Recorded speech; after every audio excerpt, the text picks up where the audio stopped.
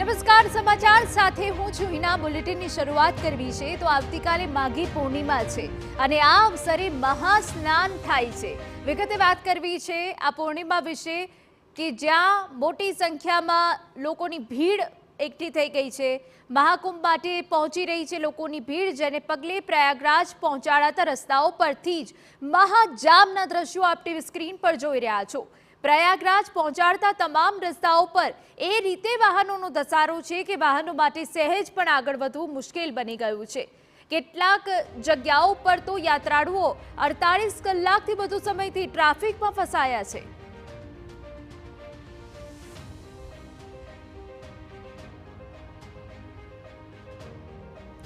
રાતના સમયે પણ વાહનો ટ્રાફિક જામમાં ફસાયેલા નજરે પડ્યા।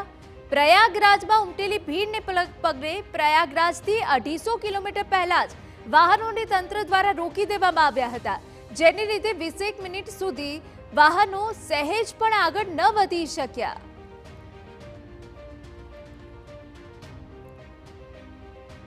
महाकुंभ में आस्था की डुबकी लगाने के लिए देश के हर कोने से श्रद्धालु प्रयागराज पहुंचना चाह रहे हैं, मगर महाकुंभ में पहुंचने से पहले इन श्रद्धालुओं को महाजाम का सामना करना पड़ रहा है। ये तस्वीरें हम आपको प्रयागराज बॉर्डर से 265 किलोमीटर पहले की दिखा रहे हैं। ये कटनी की तस्वीरें आप देख रहे हैं। रात के 3 बजे हैं और यहाँ पर तकरीबन 5 से 6 किलोमीटर का लंबा जाम आपको दिखाई दे रहा है। गाड़ियां रेंग भी नहीं रही है, खड़ी हुई है और ये स्थिति तकरीबन 1 घंटे से बनी हुई है कि गाड़ियां जहां पर खड़ी है वहीं पर खड़ी हुई है। और इन वाहनों में अगर आप बात करेंगे तो कर्नाटक, राजस्थान, मध्य प्रदेश, महाराष्ट्र, कई अलग अलग राज्यों से लोग पहुंचना चाह रहे हैं, मगर 265 किलोमीटर पहले ही इन वाहनों को रोक दिया गया है। चूँकि 12 फरवरी को एक बार फिर से शाही स्नान होना है और उसी स्नान में आस्था की डुबकी लगाने के लिए श्रद्धालु प्रयागराज पहुंचना चाहते हैं। बीते 3 दिनों से इस तरह की तस्वीरें हम लगातार देख रहे हैं। चूँकि प्रयागराज में स्थिति खराब ना हो जाए, इसी को लेकर इन श्रद्धालुओं को प्रयागराज से 200-250 किलोमीटर पहले ही प्रशासन के द्वारा रोक दिया जा रहा है। अब ऐसे में आगे गाड़ी कब बढ़ेगी इसको लेकर कोई अनुमान नहीं है, इनके पास अभी तक कोई जानकारी नहीं है। तकरीबन 600-700 किलोमीटर लंबा ये सफ़र करते हुए श्रद्धालु प्रयागराज पहुंचना चाहते हैं, मगर 8-8, 10-10 घंटे इस जाम में वो लगातार फंसे हुए हैं। अब ये स्थिति देखिए, जहां तक कैमरे की नज़र जा रही है वहां तक सिर्फ और सिर्फ वाहन आपको दिखाई दे रहे हैं।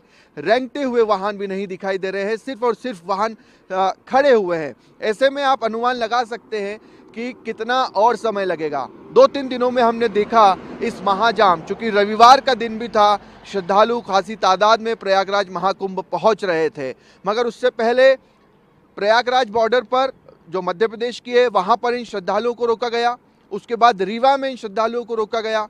उससे पहले मैहर में इन श्रद्धालुओं के वाहनों को रोका गया और फिर फिलहाल जो आप तस्वीरें देख रहे हैं कटनी की, यहाँ भी श्रद्धालुओं को रोक दिया गया है। तो कुल मिलाकर स्थिति नियंत्रण में रहे प्रयागराज में, वहाँ से मैसेजिंग होती है मध्य प्रदेश प्रशासन को कि आप इतने वाहन छोड़ दीजिए, मगर ये मैसेजिंग कब होती है इसके बारे में कोई जानकारी नहीं होती है या इसके बारे में तय सीमा नहीं की गई है कि इतने समय के बाद आपको छोड़ना है। जब वाहन वहाँ पर खाली होंगे उसके बाद ही यहाँ से वाहनों को प्रयागराज की ओर भेजा जाएगा। तो अभी 12 तारीख की बात है, यानी कि कल की, मगर उससे पहले ही अभी मध्य प्रदेश के इन 3 जिलों में, यानी कि रीवा, मैहर, सतना, कटनी, इन 3-4 जिलों में प्रयागराज जा रहे वाहनों को रोक दिया गया है। अब ये जाम कब खुलेगा इसके बारे में तो प्रशासन ही बता सकता है। कैमरा पर्सन मुकेश के साथ शुभम गुप्ता, TV9 भारतवर्ष, कटनी। મંગળવારના રોજ માઘી પૂર્ણિમાની તિથિને પગલે પ્રયાગરાજમાં શ્રદ્ધાળુઓનો ભારે ધસારો જોવા મળી રહ્યો છે।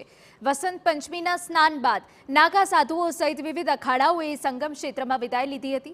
અનુમાન લગાવાઈ રહ્યું છે કે હવે ભીડ ઓછી થશે, પરંતુ શ્રદ્ધાળુઓની સંખ્યા સતત વધી રહી છે।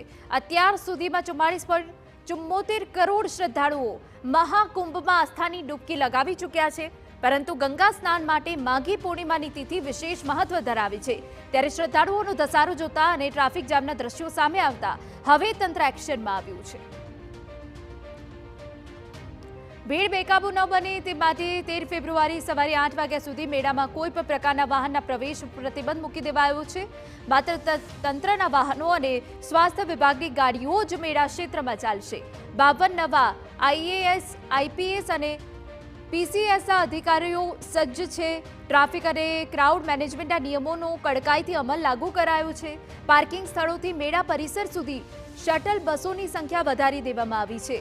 પ્રયાગરાજના કોઈ પણ સ્ટેશન પર વધુ ભીડ એકઠી ન થાય તેનું ધ્યાન રાખવાનો આદેશ આપી દેવાયો છે. આપણે જણાવી દઈએ કે મહાકુંભમાં સ્નાન માટે દર 1 કલાકે 8000 વાહન સંગમ નગરી પહોંચી રહ્યા છે. મહાજામ દ્રશ્યો વચ્ચે એવા સમાચાર પણ સામે આવ્યા હતા કે પ્રયાગરાજનું સંગમ રેલવે સ્ટેશન 14 ફેબ્રુઆરી સુધી બંધ કરી દેવાયું છે. જો કે આ વાત માત્ર અફવા હોવાનું સામે આવ્યું. અલબત્ત એવા આક્ષેપો ચોક્કસ ઉઠ્યા છે કે કુંભ મેળા માટે તૈયાર કરાયેલા વિશેષ 112 પાર્કિંગમાંથી માત્ર 36 જ ચાલુ છે અને એટલે જ પાર્કિંગની યોગ્ય વ્યવસ્થાના અભાવે ટ્રાફિક જામની સ્થિતિ સર્જાઈ છે.